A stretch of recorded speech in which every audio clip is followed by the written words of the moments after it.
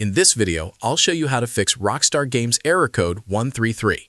One of the most effective solutions is reinstalling the Rockstar Games Launcher. Here's how to do it properly. First, make sure the Rockstar Games Launcher is completely closed. Then open the control panel on your PC and go to Programs.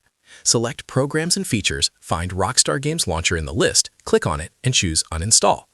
When the uninstall window appears, you may see an option related to removing installed games. Make sure that option is turned off so your downloaded games are not deleted. The goal is to remove only the launcher, not your game files. After confirming this, proceed with the uninstall process and wait for it to finish. Once it's done, open your preferred web browser and search for the Rockstar Games Launcher. Download the latest version for your device and run the installer. Follow the setup steps, select your language, choose the installation location if needed, and complete the installation. After reinstalling, open the launcher. If one of your games such as Red Dead Redemption shows an Install Now button even though it was previously installed, don't worry. Go to the game settings within the launcher and select Scan Now.